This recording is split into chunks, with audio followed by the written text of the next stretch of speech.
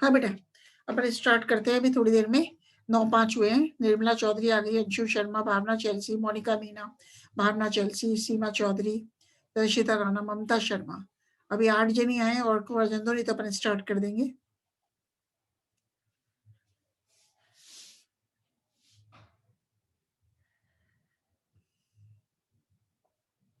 रेखा चौधरी भी आई हैं।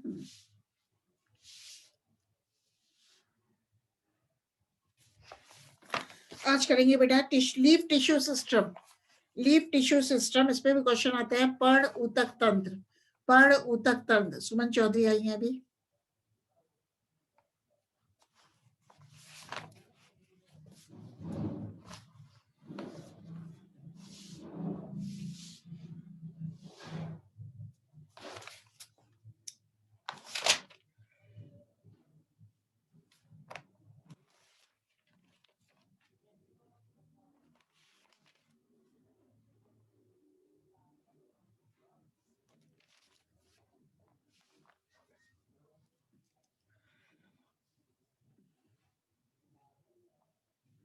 अपन शुरू करते हैं।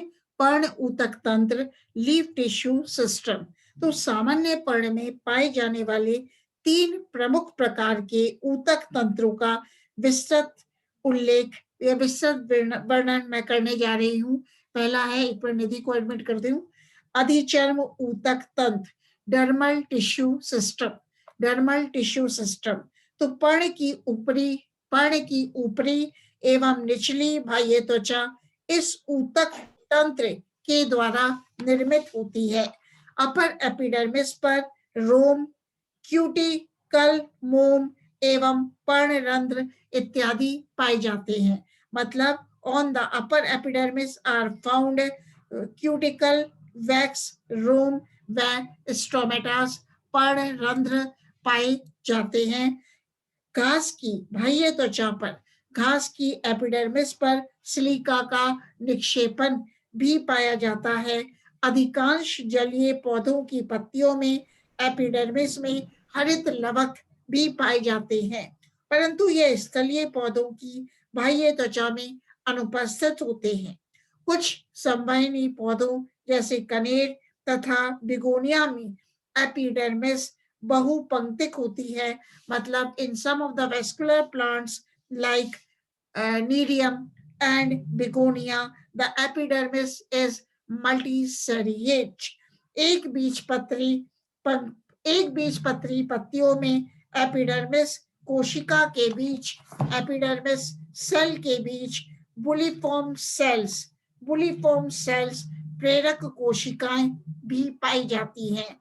तो पत्तियों की बाह्य त्वचा कोशिकाएं एक दूसरे के पास पास कॉम्पैक्ट रूप से व्यवस्थित होती हैं, लेकिन जहां पर्णरंध्र पाए जाते हैं वहां इनकी रक्षक कोशिकाओं के बीच छिद्र या खाली स्थान मिलते हैं। तो लीफ स्ट्रोमेटास की आकृति एवं संख्या द्विबीजपत्री पत्तियों में ऊपरी व निचली सतह पर अलग अलग होती है। अब अपन बात कर रहे हैं रंध्र की, स्टोमेटास की। मतलब द्विबीजपत्री पत्तियों में पर्णरंध्र स्टोमेटास बिखरी हुई अवस्था में पाए जाते हैं। मतलब in the dicotyledonous leaves the stomatas are found in the scattered stage, जबकि एक बीजपत्री पत्तियों में स्टोमेटास समानांतर रूप से व्यवस्थित होते हैं। रंध्र प्लावी जलीय पौधों में बाह्य त्वचा कोशिकाओं से ऊपरी स्थिति में व मध्योद्भिद में व मीजोफाइट्स में समतल स्थिति में तथा मरुद्वीय पौधों में धसी हुई स्थिति में पाए जाते हैं। अब बात करते हैं स्ट्रक्चर ऑफ स्टोमेटा, रंध्र की संरचना। तो प्रत्येक स्टोमेटा में, प्रत्येक रंध्र में 2 वृत्ताकार कोशिकाएं होती हैं जो एक दूसरे से भीतरी अवतल सिरे के द्वारा जुड़े रहती हैं एवं रंध्र का छिद्र इन अवतल सिरों के बीच में बीच में निर्मित होता है। तो गार्ड सेल्स रक्षक कोशिकाओं पर छिद्र के भीतरी सिरे मोटी भित्ति युक्त होते हैं, जबकि इनकी भारी भित्ति पतली होती है। तो पलास एवं हिल्टन के अनुसार तमाकू तंबाकू निकोटियाना टेबेकम एवं विसिया फावा के रंध्रों की रक्षक कोशिकाओं में अनेक माइटोकॉन्ड्रिया, एंडोप्लाज्मिक रेटिक्यूलम एवं पेरोक्सिसोम्स तथा अपरिपक्व अवस्था में अनेक राइबोसोम्स पाए जाते हैं। बेटा, according to Pallas and Hilton, in the guard cells of Nicotiana tabacum and Vixia fava, the mitochondria, endoplasmic reticulum, and peroxisomes are found, whereas when the leaf is immature, the guard cells also contain ribosomes. तो एक minute, पायल, राजे और रति छिपा आ गई, कांता भी आ गई, को admit कर देते हैं। ठीक है, कांता को भी कर दिया एडमिट। तो पलास एवं हिल्टन के अनुसार तमाकू मतलब निकोटियाना टेबेकम व विक्सिया फावा के रंध्रों की रक्षक कोशिकाओं में अनेक माइटोकॉन्ड्रिया, एंडोप्लाज्मिक रेटिक्यूलम व पेरोक्सिसोम्स पाए जाते हैं, जबकि अपरिपक्व अवस्था में अनेक राइबोसोम्स पाए जाते हैं। रक्षक कोशिकाएं अपने आसपास उपस्थित पत्ती की बाह्य त्वचा कोशिकाओं की तुलना में गाढ़े जीवित द्रव्य, बड़े केंद्रक तथा हरित लवक की उपस्थिति के कारण अलग दिखाई देती हैं। मतलब गार्ड सेल्स में क्या पाया जाता है? डेंस साइटोप्लाज्म पाया जाता है एंड इनका न्यूक्लियस भी लार्ज होता है। मतलब the guard cells have dense cytoplasm and the guard cells have distinct nucleus and the guard cells show the presence of chloroplast. मतलब गार्ड सेल्स में एक बड़ा केंद्रक पाया जाता है, वह हरित लवक भी पाया जाता है। तो रक्षक कोशिकाओं के चारों ओर कुछ विशेष प्रकार की कोशिकाओं रक्षक कोशिकाओं के चारों ओर कुछ विशेष प्रकार की कोशिकाएं पाई जाती हैं, जो कि बाह्य त्वचा कोशिकाओं से अलग होती हैं। इन विशेष प्रकार की कोशिकाओं को सहायक कोशिकाएं कहते हैं, एक्सेसरी सेल्स और सब्सिडियरी सेल्स कहते हैं। रंध्रों के नीचे कुछ पौधों में गुहिका के समान संरचना पाई जाती है, इसे अधोरंध्री गुहा सब स्टोमेटल कैविटी कहते हैं। इस गुहिका के द्वारा पत्तियों के आंतरिक ऊतकों का बाहरी वातावरण से गैसीय विनिमय आसानी से होता है। तो सेन के अनुसार सहायक कोशिकाएं पर्णरंध्रों के खुलने व बंद होने में सहयोग प्रदान करती है। एक बार अन्नू बुनकर आई है, इनको एडमिट कर देती हूँ। अन्नू बुनकर, तो पर्णरंध्र मतलब स्टोमेटास दिन में खुले रहते हैं एवं रात्रि को बंद हो जाते हैं। मतलब stomatas generally open during the daytime and the stomatas close during the night.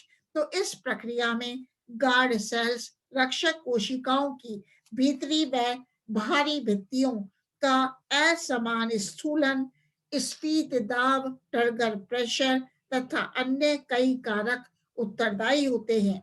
घास व अन्य कई एक बीजपत्री पौधों में रंध्र की रक्षक कोशिकाएं डम्बेल के आकार की होती हैं। मतलब in the grasses and in some of the monocot plants, the guard cells surrounding the stomatas are dumbbell shaped.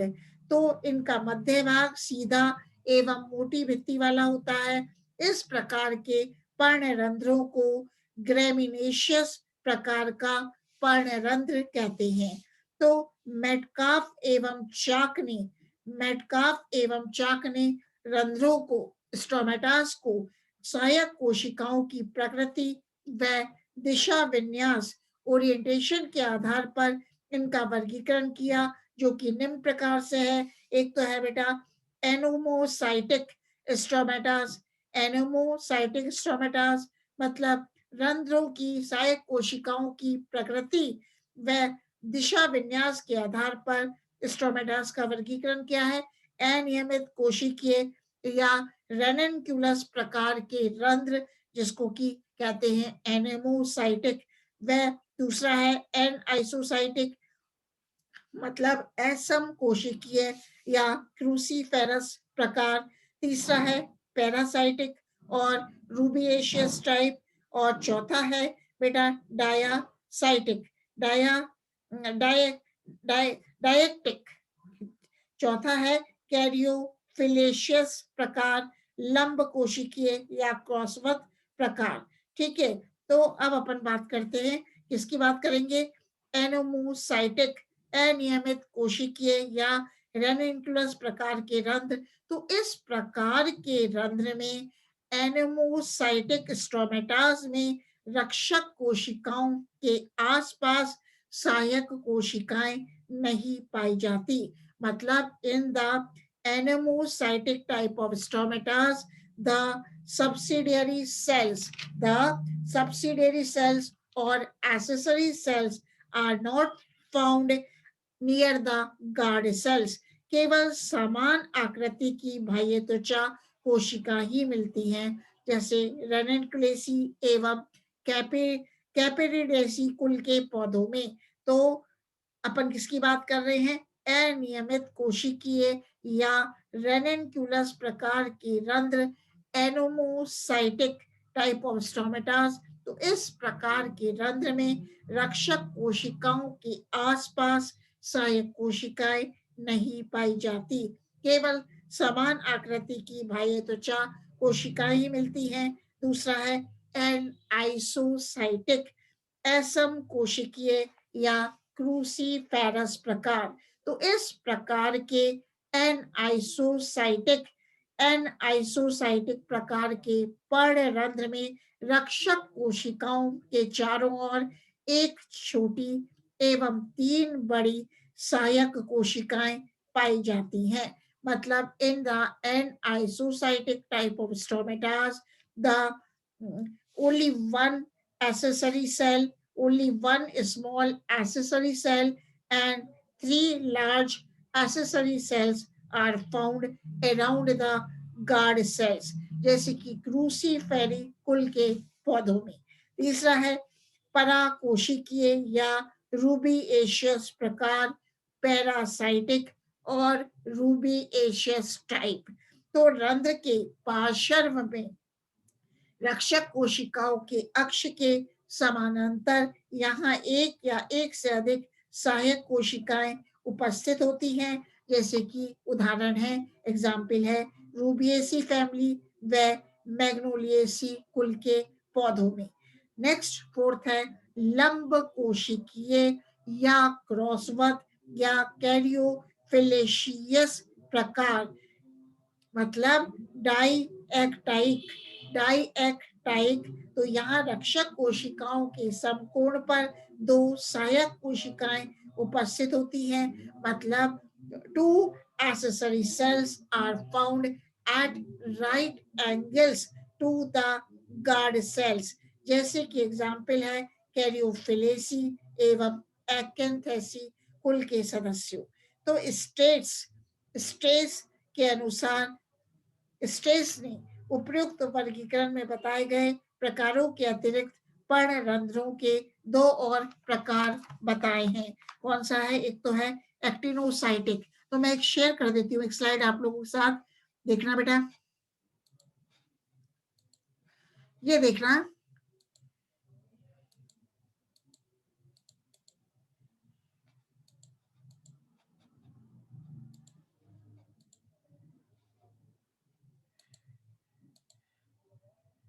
एक बार शेयर कर रही हूँ मैं आप लोगों के साथ वो स्लाइड जो थी।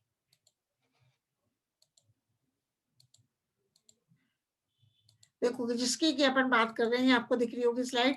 ठीक है, तो अपन ने किसकी बात करी? एक तो था एनेमोसाइटिक, इसकी बात करी एनेमोसाइटिक प्रकार के रंध्र, ये है एन आइसोसाइटिक प्रकार के रंध्र, ये है साइटिक प्रकार के रंध्र, अब एक है पैरासाइटिक टाइप ऑफ स्ट्रोमेटास। अब मैं बात कर रही हूँ किसकी, एक्टिनोसाइटिक टाइप ऑफ रंध्र, एक्टिनोसाइटिक रंध्र की। तो ये क्या दिखाया गया है, टाइप्स ऑफ स्ट्रोमेटास। तो इसमें पर्णरंध्र 4 या इससे भी अधिक सहायक कोशिकाओं के द्वारा घिरा रहता है।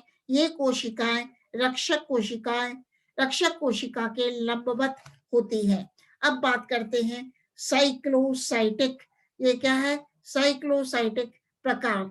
तो यहाँ भी रंध्र के आसपास 4 या इससे अधिक सहायक कोशिकाएं पाई जाती हैं, परंतु यह कोशिका रक्षक कोशिकाओं के चारों ओर एक घेरे के रूप में उपस्थित होती हैं। तो अपन ने जो बात करी थी वो था एनेमोसाइटिक। तो इसमें क्या बताया था मैंने, इस प्रकार के रंध्र में, एनेमोसाइटिक रंध्र में रक्षक कोशिकाओं के आसपास सहायक कोशिकाएं नहीं पाई जाती। ठीक है, इसी प्रकार ये देखना एनआइसोसाइटिक। तो इस प्रकार के एनआइसोसाइटिक एनआइसोसाइटिक पर्णरंध्र में रक्षक कोशिकाओं के चारों ओर एक छोटी एवं 3 बड़ी सहायक कोशिकाएं पाई जाती हैं। तीसरा मैंने बात बताया था पैरासाइटिक और रूबिएशियस टाइप। तो रंध्र के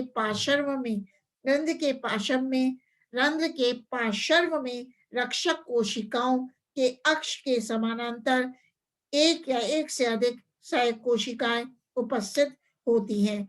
नेक्स्ट बात करी थी मैंने कैरियोफिलेशियस प्रकार, मतलब डायासाइटिक टाइप की। ठीक है, तो ये स्लाइड मैंने आपके साथ शेयर करी। ठीक है, अब बात करते हैं ओरिजिन ऑफ स्टोमेटा, स्टोमेटा रंध्रों की उत्पत्ति के बारे में। तो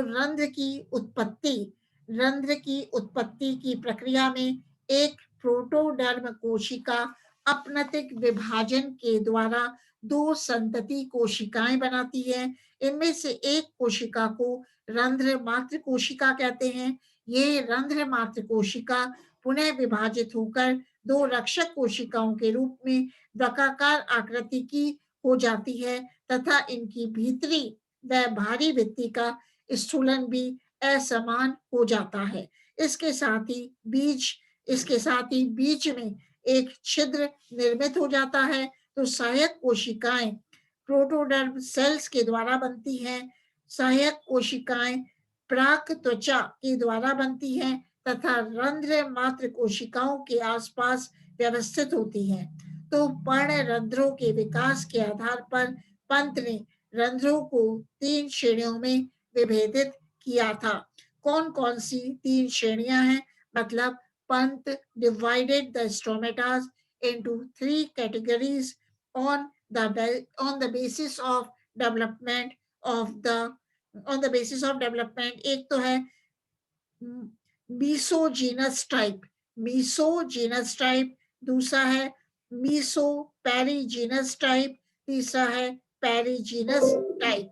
तो मीसोजीनस टाइप से क्या समझते हो, मध्यस्थ प्रकार से यहाँ एक रंध्र मात्र कोशिका के विभाजन से ही रक्षक कोशिकाओं एवं सहायक कोशिकाओं का निर्माण होता है। मतलब in the mesogenous type only one stomatal mother cell divides to form guard cells and accessory cells।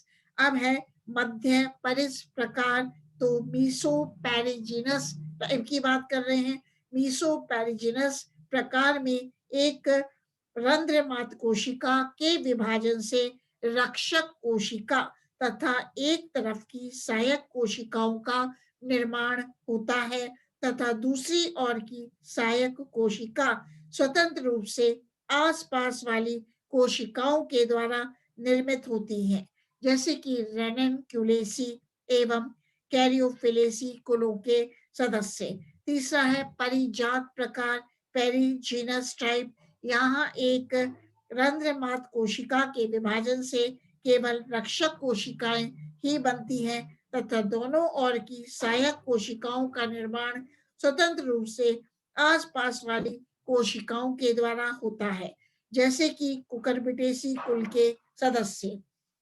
इसी प्रकार स्टेबिल्स एंड जैन के अनुसार एक बीजपत्रियों में 4 प्रकार के रंध्र पाए जाते हैं। मतलब according to Stebbins and Jain 4 types of stomata are found in the monocotyledonous plants। कौन-कौन से हैं? एलियम टाइप, जियामेज और होडियम टाइप। थर्ड है रोहिया प्रकार, ठीक है। एक फोर्थ है कोमेलाइना टाइप। तो अपन बात करते हैं allium type of stomatas. Allium type, तो यहाँ रक्षक कोशिकाओं के चारों ओर विशेष प्रकार की सहायक कोशिकाओं का अभाव होता है। दूसरा है जियामेज और होडियम टाइप, ठीक है। यहाँ रक्षक कोशिकाएं डम्बेल के समान आकृति की होती है। मतलब in the hodium type the guard cells are dumbbell shaped एवं दो सहायक कोशिकाओं के द्वारा घिरी हुई होती है। अब बात करते हैं रोइया प्रकार, रोइयोस टाइप। तो यहाँ रक्षक कोशिकाएं 4 सहायक कोशिकाओं के द्वारा घिरी हुई होती हैं तथा इनमें से 2 सहायक कोशिकाएं पार्श्वीय एवं 2 सहायक कोशिकाएं सीमांततीय स्थिति में होती है। नेक्स्ट है कोमेलाइना टाइप। कोमेलाइना टाइप या रंध्र की रक्षक कोशिका गार्ड सेल 6 सहायक कोशिकाओं के द्वारा घिरी होती है। इनमें से 4 सहायक कोशिकाएं पार्श्वीय एवं शेष 2 सीमांततीय स्थिति में होती है। अब बात करते हैं what are the functions of stomatas, रंध्र के कार्य। तो रंध्रों के प्रमुख कार्य हैं ट्रांसपिरेशन, वाष्प उत्सर्जन में सहायता प्रदान करते हैं। दूसरा है पर्ण के आंतरिक ऊतक व बाह्य वातावरण के बीच गैसियस एक्सचेंज का कार्य भी रंध्र के द्वारा किया जाता है। अब बात करते हैं different epidermal outgrowths which are found in a leaf, ठीक है। तो पर्ण की बाह्य त्वचा पर कुछ अतिवृद्धि समान संरचनाएं उत्पन्न होती हैं जिनका कार्य आकृति एवं प्रकृति अलग-अलग होती है। तो इस पर्ण के अनुसार ये संरचनाएं पौधे के पहचान के लिए उपयोगी होती है। मतलब स्पॉन के अनुसार ये संरचनाएं पौधे की पहचान के लिए उपयोगी वर्गीकीय लक्षण के रूप में प्रयुक्त की जा सकती है। फॉस्टर के अनुसार FOSTER, फॉस्टर के अनुसार पर्ण के ऊपर की अतिवृद्धियां अधिकांश रोमिल होती हैं जिनको ट्राइकोम्स कहते हैं। यह निम्न प्रकार के हो सकते हैं। तो what are the different types of trichomes? Trichomes हैं एक कोशिकीय रोम, यूनिसेल्युलर ट्राइकोम्स। दूसरा है बेटा बहुकोशिकीय रोम, मल्टी सेल्युलर ट्राइकोम्स। और एक है स्केल्स और पेल्टेड हेयर्स। तो अपन बात करते हैं what are the unicellular trichomes. तो यह संरचनाएं सर्वाधिक पत्तियों में पाई जाती हैं एवं एक कोशीय लंबी शाखित अथवा अशाखित होती है। ये सुरक्षात्मक या कभी-कभी स्रावी संरचनाएं होती हैं।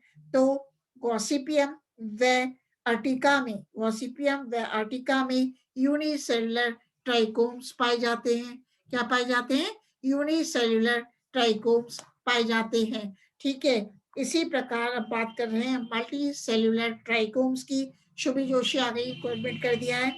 बहुकोशिकीय रोम, तो इस प्रकार के त्वचा रोम एक कोशिकीय आकृतियों द्वारा बने होते हैं तथा यह एक पंक्तिक या बहुपंक्तिक हो सकते हैं। तो बहुकोशिकीय रोम क्या होते हैं? इस प्रकार के त्वचा रोम एक कोशिकीय आकृतियों द्वारा बने होते हैं तथा यह एक पंक्ति या बहुपंक्तिक हो सकते हैं। इनकी आकृति सरल या ताराकार या वृक्षाभ होती है। जैसे कि एरवा में मल्टी सेल्युलर ट्राइकोम्स पाए जाते हैं। इसी प्रकार प्लेंटेनस में भी क्या पाया जाता है? मल्टी सेल्युलर ट्राइकोम्स पाए जाते हैं। अब बात करते हैं स्केल्स और पेल्टेट हेयर्स की, शल्क छत्राकार रोम की। तो इस प्रकार की संरचनाएं मतलब पेल्टेट हेयर और स्केल्स रूपांतरित त्वचा रोम का ही एक प्रारूप है, जिसमें त्वचा रोम रूपांतरित होकर एक चक्रिका जैसी परत का निर्माण करता है। चक्रिका में अनेक कोशिकाएं होती हैं तथा इसके आधारीय भाग में एक छोटा ग्रंथ होता है, जैसे कि ओलिया, OLEA। फोर्थ है ग्रंथिल रोम अथवा ग्रंथिल रोम मतलब ग्लैंड्यूलर हेयर और कॉलिटर COLLITER। तो ग्लैंड्यूलर हेयर और कॉलिटर क्या होते हैं? ये बड़े महत्वपूर्ण त्वचा रोम होते हैं, क्योंकि क्योंकि पत्तियों की सतह पर कभी कभी पाया जाने वाला लसलसा पदार्थ इन त्वचा रोमों से ही स्रावित होता है। इन रोमों का शीर्ष एवं रंध्र बहुकोशिकीय होता है, जैसे कि तंबाकू, पायरस व अंगूर। अब बात करते हैं मीजोफिल की, पर्ण मध्योतक की। तो इसका निर्माण बनन ऊतक तंत्र के द्वारा होता है तथा यह पत्ती की ऊपरी तथा निचली बाह्य त्वचा के बीच पाया जाता है। यह प्रकाश संश्लेषण में प्रमुख भूमिका निभाता है। मतलब mesophyll helps in performing the function of photosynthesis. मतलब पर्ण मध्योतक मीजोफिल प्रकाश संश्लेषण में प्रमुख भूमिका निभाता है। अतः इसकी कोशिकाओं में हरित लवक प्रचुर मात्रा में पाए जाते हैं।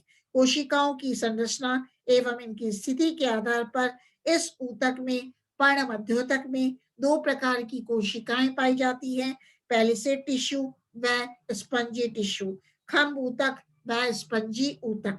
तो पैलिसेड टिश्यू यह लंबवत पंक्तियों में व्यवस्थित एवं सुदीर्घित कोशिकाओं का बना होता है। यहाँ कोशिकाओं के बीच अंतर कोशिकीय स्थान नहीं पाए जाते। इन कोशिकाओं में हरित लवक प्रचुर मात्रा में पाया जाता है। मतलब in the cells of the palisade tissue, chloroplast is found in abundant quantity and intercellular spaces are absent।